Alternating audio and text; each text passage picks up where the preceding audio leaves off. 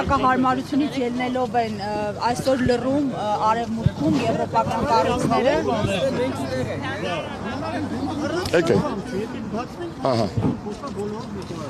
Սիրուն խոսեմ, բացվեք նկարը։ Որն է քաղաքական նպատակահարմարությունը այս փուլում, արդյոք արևելք, արևմուտք գծի վրա բերել Հայաստանի Հանրապետությունը հյուսիս-հարավից կտրելով։ Տեսեք, կարող ենք երկար հիմա խոսել աշխարհաքաղաքական փոփոխությունների, Հայաստանի դերի եւ Հայաստանից ակնկալվող զիջումների նպատակահարմարության մասին, բայց չեմ ուզում այսօր շատ կենտրոնանամ հենց այդ խնդրի վրա, թեպետ ձեր մատնանշած խնդիրը կա, այո, Հայաստանը այսօրվա ղեկավարության դեմքով ներկայանում է աշխարհին, հատկապես արևմտյան երկրներին, որպես ամեն ինչի պատրաստ երկիր։ Երկիրով պատրաստ է սեփական շահերը ուրանալ, սեփական արժեքները մոռանալ։ Ես մի բան ձեզ ասեմ, էլի, տեսեք, շատ բաց խոսում ենք։ Հակառուսականություն կարող է լինել տարբեր երկրներում։ Տարբեր երկրներում այդ հակառուսականությունը կա։ Բոլոր երկրներում բացի Հայաստանից հակառուսականությունը ազգային է։ Այսինքն ուղեկցվում է ազգայինի արժևորմամբ, ազգայինի մասին միֆեր, լեգենդներ, քարոզչություն անելով։ Միակ երկիրը, որի գլխին ջարդվում է ապազգային հակառուսականությունը, դա Հայաստանն է։ Այդ հարցը չի ծագում մեզ մոտ, ինչու։ Չէ՞ որ կարելի է լինել լիբերալ եւ արևմտամետ եւ լինել ազգային, ինչպես բազմաթիվ Հայաստանում գործիչներ այդպիսի եղել են, կան եւ վստահ եմ կլինեն։ Օրինակ Ռաֆի Հովհաննիսյանը եւ լիբերալ է եւ ազգային է, եւ արևմտամետ է եւ ազգային, եւ այդպիսի բազում անուններ գիտենք։ Ինչու այսօրվա իշխանությունը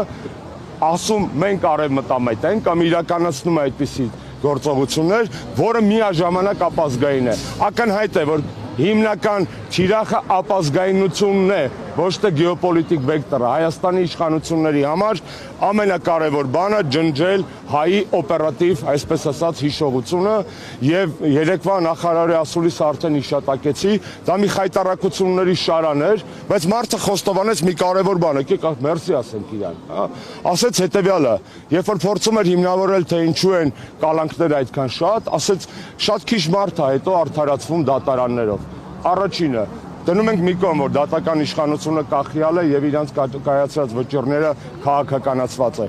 Այսինքն տիկին նախարարը երեք խոստովանել է, որ կալանքը ոչ թե խափանման միջոց է, այլ պատժի։ Եթե նա կալանքի փաստը կապում է հետո վերջում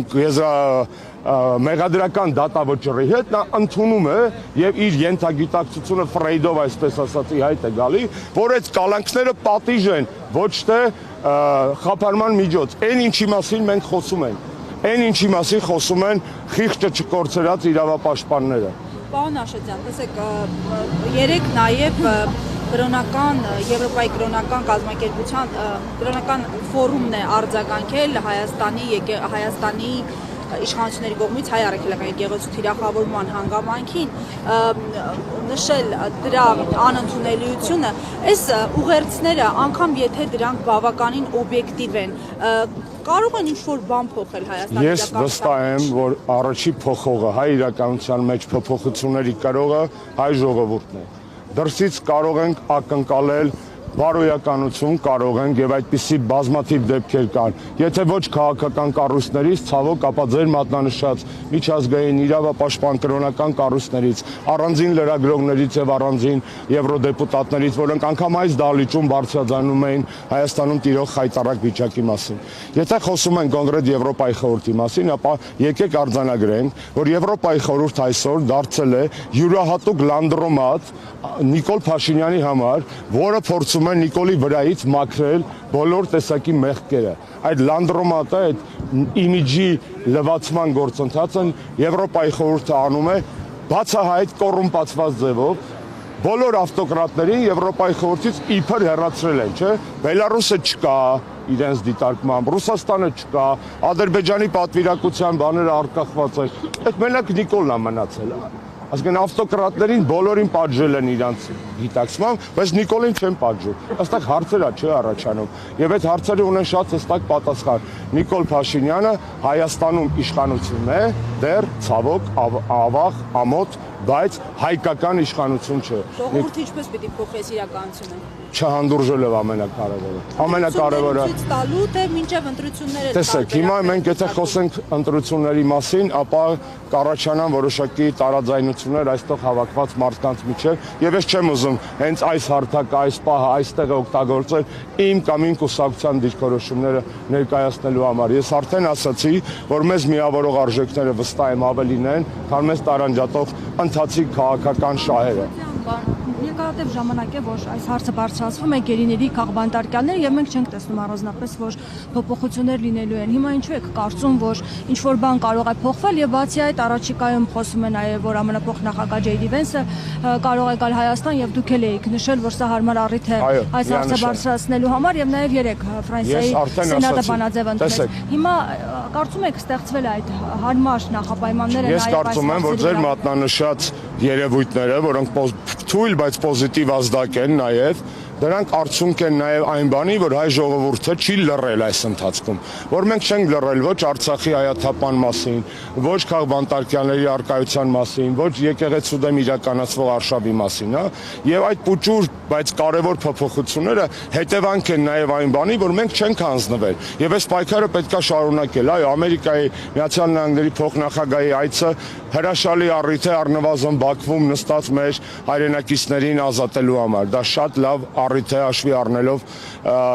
բազմաթիվ հանգամանքներ, հատկապես փոխնախագահի աշխարհայացքը։ Այդ այցը լավ առիթ է դադարեցնելու կամ առնվազն նվազեցնելու հայ առաքելական եկեղեցու դեմ բռնաճնշումները։ Ես կարող եմ մի բան ձեզ ասել, թող հնչի կարգախոս, բայց ցանկացած գործողություն ծնվում է, եթե դու ինչ-որ մի բանի հավատում ես։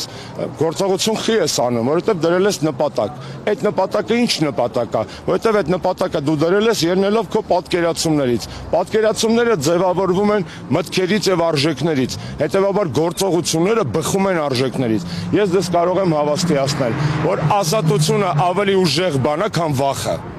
Եվ այս կարգախոսը, որ ազատությունը ավելի ուժեղ է, քան վախը։ Եվ Նիկոլ Փաշինյանը, որ փորձում է երկրում ստեղծել վախի մթնոլորտ, չի կարող հաջողել, որովհետև ազատությունը ավելի ուժեղ նարկոտիկ է, ազատությունը ավելի ուժեղ էմոցիա է, ազատությունը ավելի ուժեղ զգացմունք է եւ ազատությունն է բնորոշ մարդուն, ապրող մարդուն, ոչ թե վախը։ Վախը հավերժ լինել չի կարող եւ այս պայքարի ակցիաները, որոնք տեղի են ունենում, այո, նաեւ վախը կոտրելու միտում ունեն։ Մենք չենք վախենում։ Շնորհակալ եմ։ Օգտվելով առիթից մեկ հարց էլ է եւս, քանի որ քննարկվեց պաշտոնյաների պարգևավճար սահմանումը։ Չեմ ուզում խոսեմ, որևէ, տեսեք, քիչ եմ ուզում խոսել։ Մենք հավաքվել ենք այս առիթով, ես ձեզ շատ շնորհակալ եմ, բոլոր ելույթ ունեցողները խոսել են քաղբանտարկյանների եւ ազատության։ Ես չեմ ուզում այս լրահոսի մեջ ուրիշ թեմաներ մտցնեմ։ Կարող եմ բազմաթիվ մի օր ասուլիս կտամ այլ հարցերին սիրով կպատասխանեմ։ Մարդկային եղբայրության մրցանակը, այս մրցանակաբաշխությունը, որ երեք տեղի ունեցավ, շրջանցեց արցախցիների իրավունքները եւ այս ֆոնին նաեւ Բաքվի բանտում գերիները ազատվելու փոխարեն այնտեղ դատավճիռն է նրանց կայանում։ Շատ պարզ է, աշխարհը միայն ցույց է տալիս, որ գնահատում է Հայաստանի ներկայիս քաղաքականությունը։ Իրականում որպես մարդ, ով 15 տարի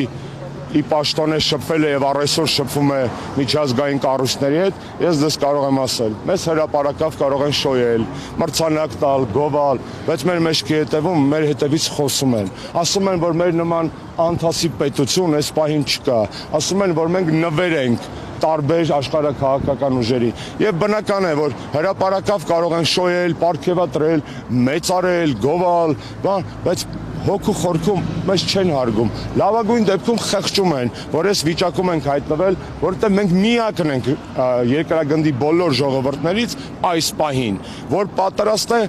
զիջել սեփական ինքնասիրությունը, պատմական հիշողությունը, իր արժեքները, անգամ կրոնի համար ցույլ է տվել երկրի ներսում այս պայքարը եկեղեցու համար, մենք միակն ենք ու դա ցավ է, որովհետև ոչ Գազայի արաբներն են այդպես վարվում, ոչ սերբերն են այդպես վարվում, ոչ մի այդպես պետություն, ոչ մի ժողովուրդ չեք գտնի, որի գլխին այս քյալակը բերել են ու ասում են հրաժարվեք, որպեսզի լավ ապրեք։ Սկզբից հրաժարվեցին, ասեցին հրաժարվում ենք Արցախից, որ լավ ապրենք, հետո հրաժարվում ենք Սյունիքից, որ լավ ապրենք, հետո կասում են հրաժարվեք հրաժարվողներից, այսինքն Չենք բերում այսպես։ Դա Պարզա չէ ձեր հարցի մեջ այնքան դառը հեգնան կար, չէ, չենք բերում, ոչինչ ձեռք չենք բերում, Նիկոլ Փաշինյանը ձեռք է բերում մի քանի հնչյուն բեռնագիր միջազգային մամուլում, մի քանի արձանիկ եւ վերարտադրվելու շանս, բայց Հայաստանում իշխանությունը չպետք է ձևավորվի դրսից, Հայաստանի իշխանությունը պետք է ձևավորվի ներսից եւ դրա կրողը պետք է լինի հայ ժողովուրդը։ Ինչ մեխանիզմով, ընտրություններ, impeachment եւ այլն, դա արդեն ժողովուրդը պատեպահին կարծում եմ իր վճռական խոսքը կասի։ Շնորհակալ